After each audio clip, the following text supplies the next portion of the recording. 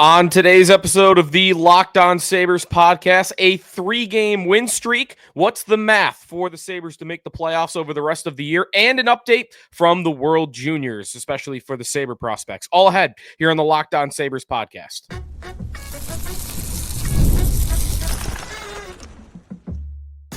You're Locked On Sabres, your daily podcast on the Buffalo Sabres. Part of the Locked On Podcast Network, your team every day.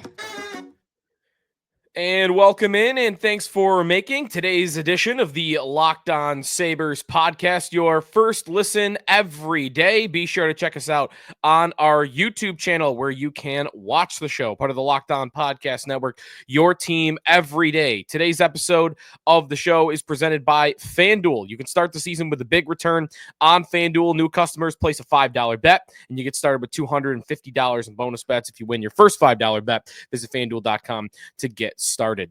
Sneaky Joe DiBiase, it is a Monday, and the Sabres are on a win streak. Positive vibes slowly returning to the air here as we talk about this hockey team, and maybe they could get back in the playoff race. We'll update you on the numbers of that, the math. I've got what the Sabres will need on the current pace, how likely that is to happen. I'm going to get to the World Juniors today as well, as we'll take a look at what some of the Sabre prospects are doing in Ottawa. There's a game going on right now, Slovakia and Kazakhstan. There's one Sabre prospect, Maxim Strebak, in that game, but live update, he hasn't done anything crazy yet.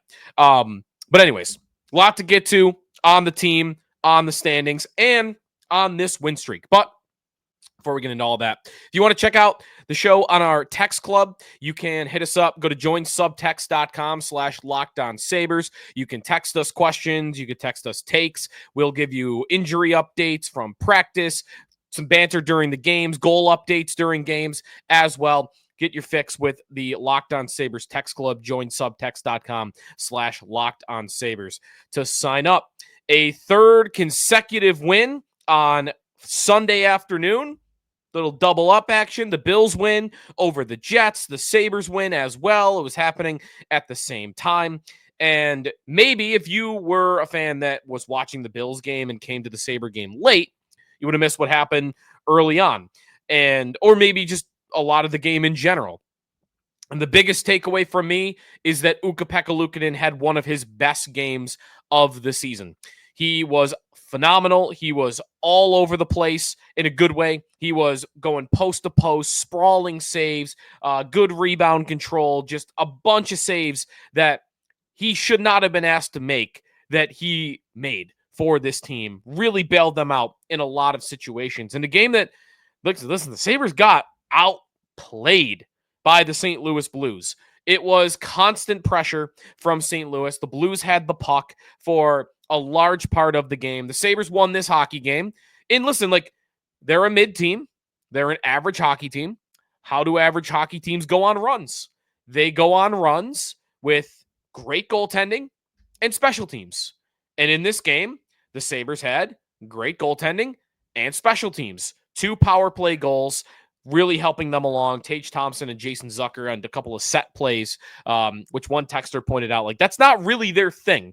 Set plays, especially on the power play, they're more of a throw the puck at the net, let's hope it go off a guy's leg and get lucky type of hockey team. Let's go to the front of the net and get a dirty one. Let's play with our instincts. Set plays are generally for more teams that have elite level skill because they have the ability to finish those plays. And the Sabres don't finish those chances a lot. In this game, they did. So all in all, they battled hard. They got a great goaltending performance, and sometimes you got to win that way. And we'll get to more about Luukkonen in that in a moment. But if you want some statistical context for how good of a game it was for Luukkonen, he turns away 35 of 37 shots. That's a .946 save percentage in the game itself. Luukkonen, 2.23 goals above expected. So the Blues, by expectation, should have had over. They should have had 4 goals in that game. Luukkonen kept them to 2. 2.23 goals saved over expected. That is the 4th best game of the season by Luukkonen on that metric, his 4th best game of the season. So good for him. Absolutely deserving of the game's #1 star. He was great. The 3-game win streak The Sabres are getting their way back into the standings a little bit, 8 points out, and giving fans a little bit of optimism. Are they playing well, though? We'll get to the math of it in a moment. But as we look at this 3-game sample, evaluating their play overall, like they are not good for them. Like I am happy to see them winning some games, bouncing back, and ideally they're going to continue that into a very tough stretch this week as they play 3 talented teams all on the road, starting at Dallas on Tuesday night, then Vegas on Saturday, Colorado on Thursday, then Vegas on Saturday. All 3 of those games on the road are going to be really tough. They probably got to play better than they did against the Blues, unless Luukkonen's about to get hot. If Luukkonen's about to get hot, then that could change everything. But the Sabres in this stretch, 3 games, they have outscored their opponents 17-5 in the last 3 games. But they haven't really played a great team, and the best team that they did play in the Blues, they kind of got dominated from beginning to end. They just, again, the goaltending and special teams, good. The Islanders are a bottom feeder team in the conference. The Blackhawks are maybe the worst team in hockey. They are by the standings. So, again, I do not want to take all credit away from them, but let's take these results into context. Let's remember what happened right before it. But just because they lost 13 games in a row does not need to diminish everything they do after. 3-game win streak is nice. They're going to need more than that. They're going to need a lot more than that. And the performance they had against the Blues on Saturday, that is not often going to get them the victory. They are going to have to play better than they did in that hockey game. So, looking at that game, looking at this win streak, I'm optimistic that they can make the season interesting.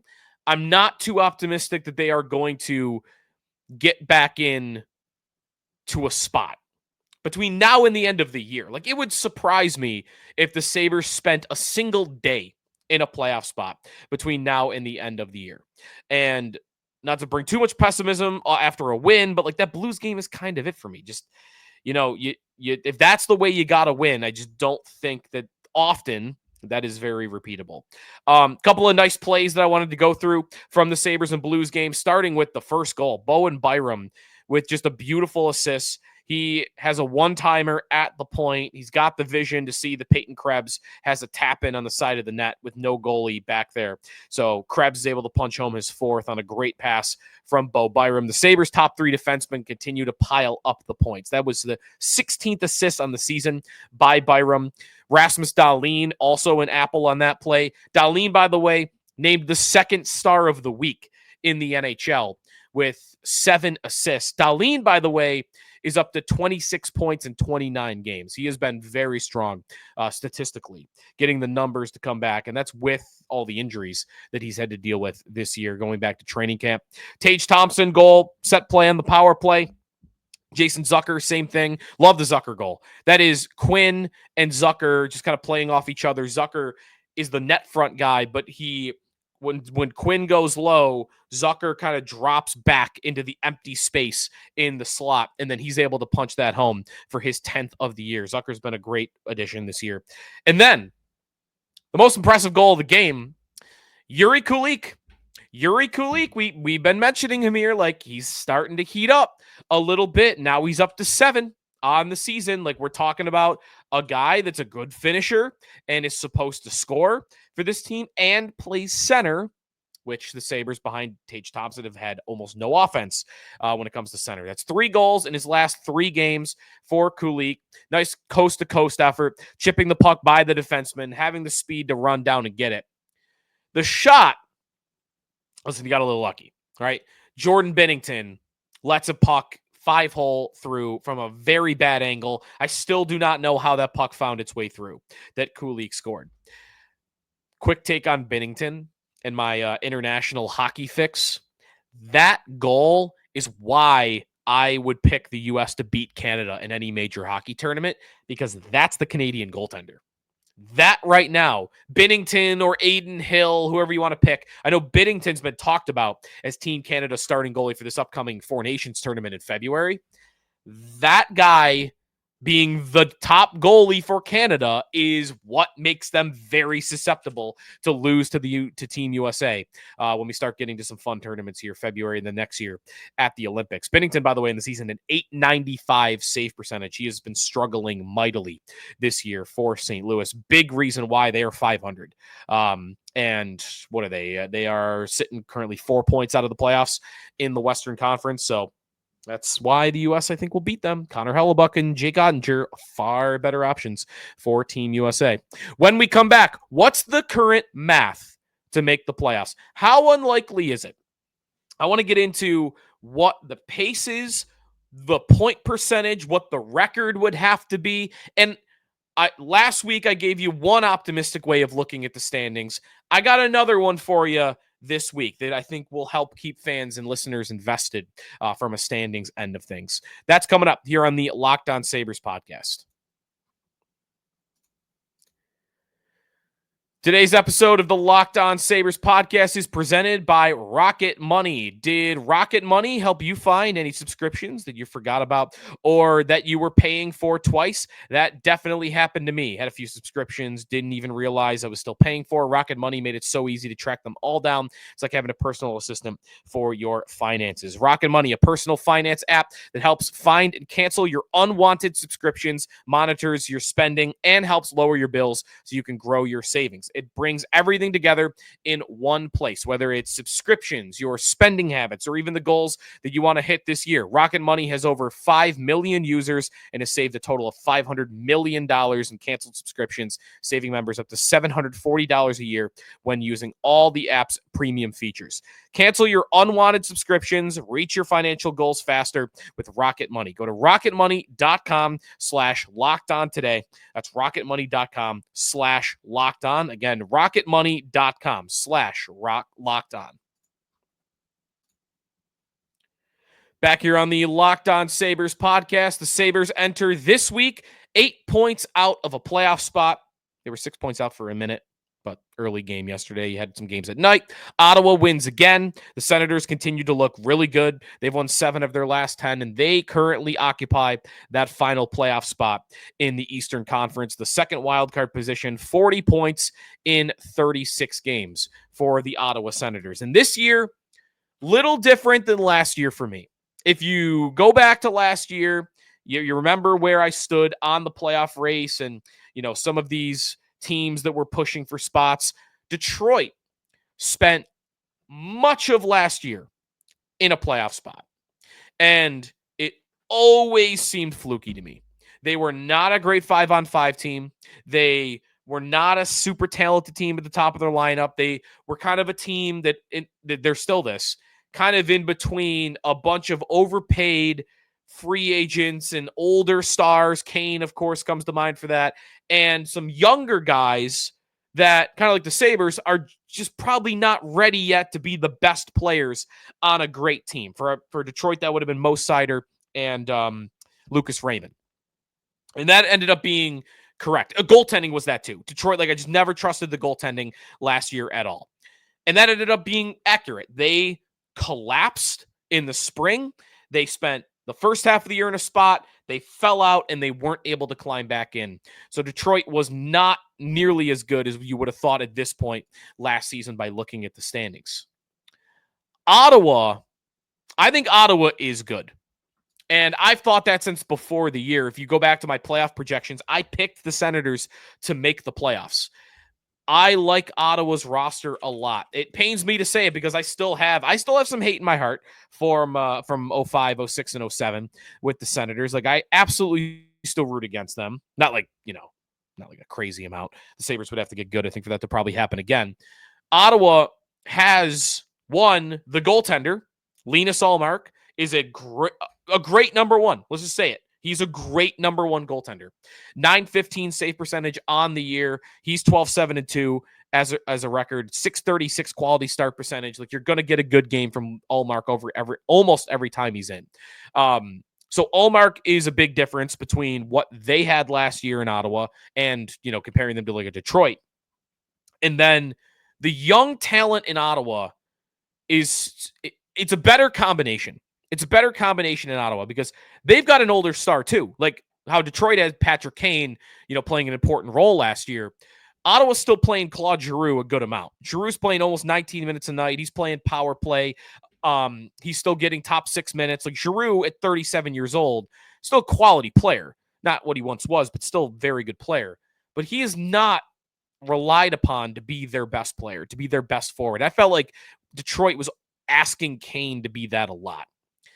Ottawa's young stars are getting there. Like they are entering the primes of their careers. Tim Stützle has been incredible all season long.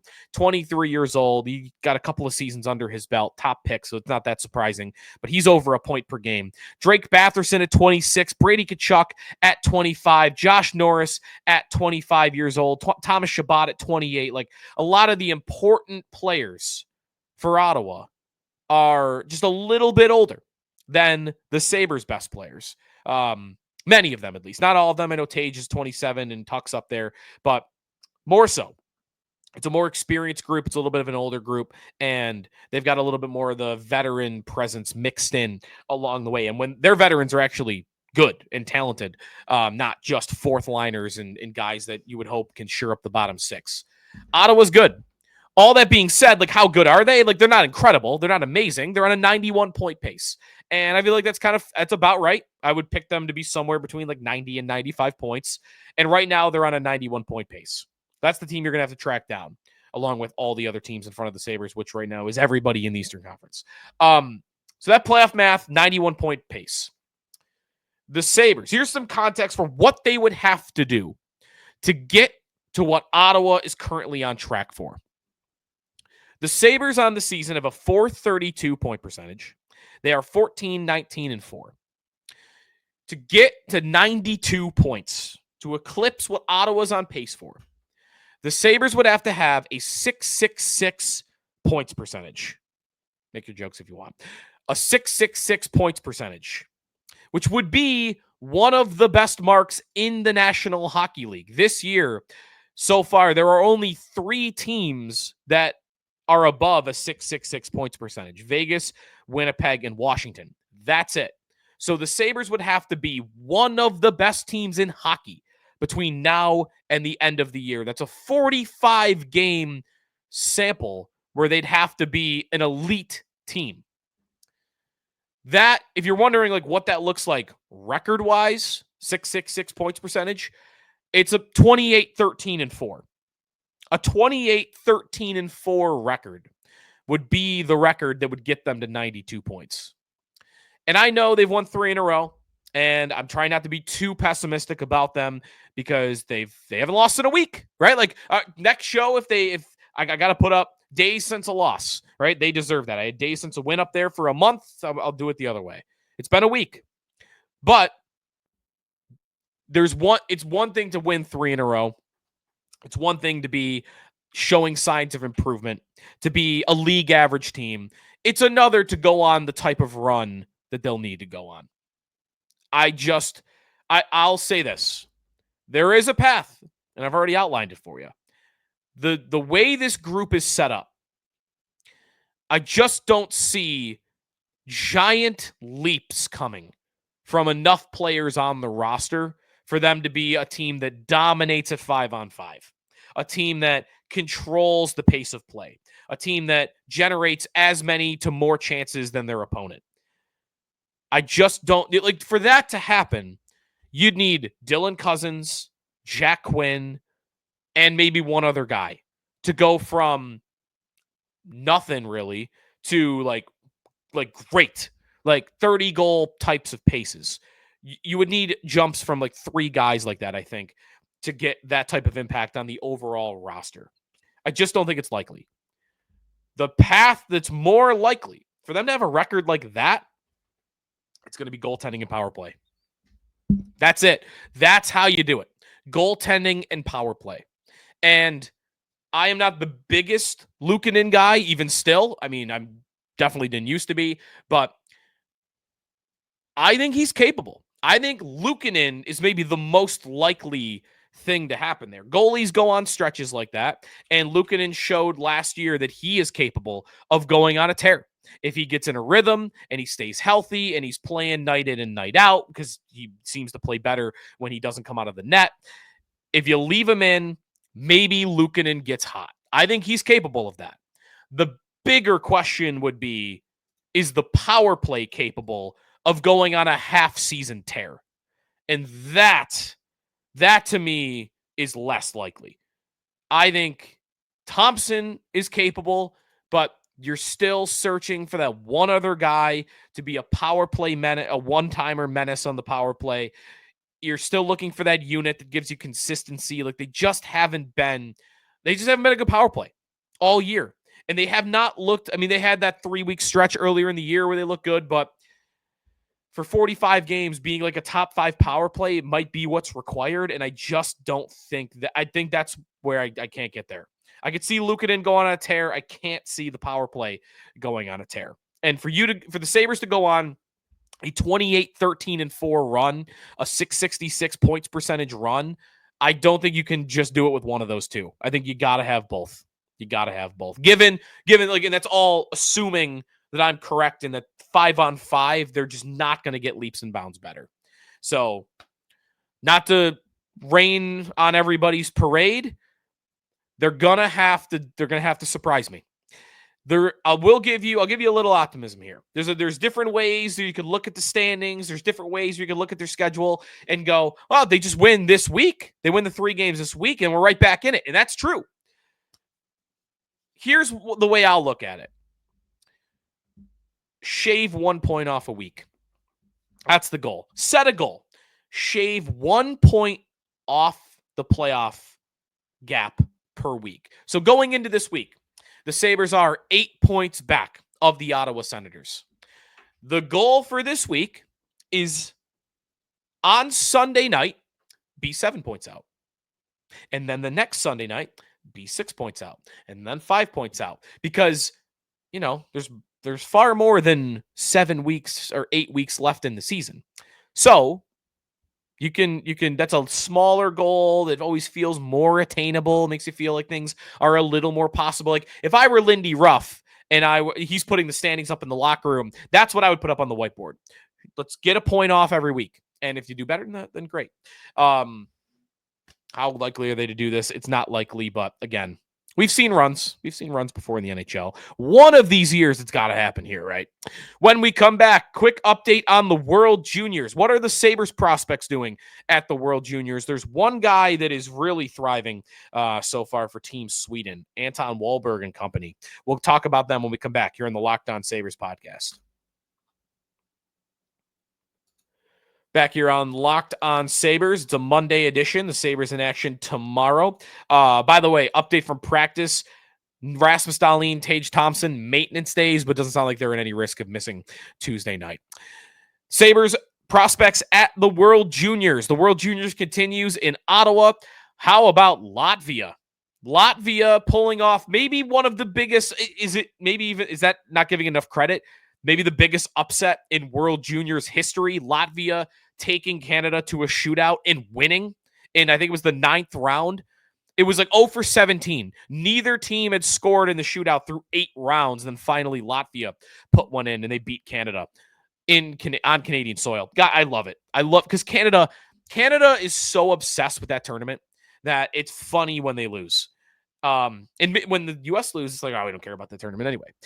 That all that being said, I do care, and I'm going to be very invested tomorrow when Canada and the U.S. take the ice at 7:30 for their game. The Sabres have some prospects rolling at the World Juniors, and as an overall group, I'd say things are going pretty well. Leading the way with 6 points in 4 games for Team Sweden, Anton Wahlberg. Not a big surprise because He is a mature player. He is big. He's not super tall, but he's thicker. He has been playing in the AHL since the end of last year. So not the biggest surprise that Wahlberg would go to the World Juniors and look like a man playing against boys, but that is how it looks at times, especially when he's playing those really low-level teams. Wahlberg, 6 points, 3 goals, 3 assists in 4 games so far. He's near the top of the stats when it comes to World Juniors numbers. He's behind, James Hagens is up there, who's going to be the number 1 overall pick, most likely, when we get to the 2025 NHL draft. But Wahlberg's up there. So he's number 1 for the Sabres. Brody Ziemer, U.S. forward winger, is up to 3 goals and 1 assist in 3 games so far. Nice release. You're seeing the shot. You're seeing some of the skill around the net for Ziemer. Maxim Strebak for Slovakia. He looks like the best player on Slovakia. Second round pick of the Sabres last year. I don't even think it's close. Unless I've been watching him. I've only watched a little bit of their game so far, and whenever I have, he's been the guy I've been queuing in on. So I am watching him more than his teammates, but he looks like the best player on his team to me. Michigan State product, 9 points in 16 games for Michigan State this year. He's a point per game, 3 assists in 3 games for Slovakia thus far. Konsta Helenius, a little disappointing on the number front, but don't overreact to the numbers. He looks amazing. He looks great. He looks to me like he is driving the offense, that he is. Everything kind of runs through him for Team Finland, who he's got 2 assists in 3 games so far. So maybe the numbers will come. And then Norwin Panocha and Adam Kleber, nothing really to look at. A couple of Sabre defensive prospects. Kleber, a 2nd-round pick for the U.S., and then Panocha, a 7th-round pick for Germany. Neither guys register a point. Not playing a ton of ice time. Kleber was a healthy scratch, actually, for one of their games. So nothing really to give you on those two so far. And again, tomorrow, 7:30, USA and Canada. And if you're watching Sweden or Finland, again, Wahlberg and Helenius are the 2 guys to watch out for there. All right, that's going to do it for us today here on the Locked On Sabres podcast. Tomorrow is a game day. The Sabres looking for their 4th win in a row against the Dallas Stars. We'll talk to you tomorrow here on the Locked On Sabres podcast. Be sure to check out our sister shows. Joe Marino has got you covered. Locked On Bills, recapping the big win over the Jets yesterday. And if you're looking for some fantasy hockey tips before your matchups start this week, check out Steal and Flip on Locked On Fantasy Hockey. We'll talk to you tomorrow here on the Locked On Sabres podcast, part of the Locked On Podcast Network, your team every day.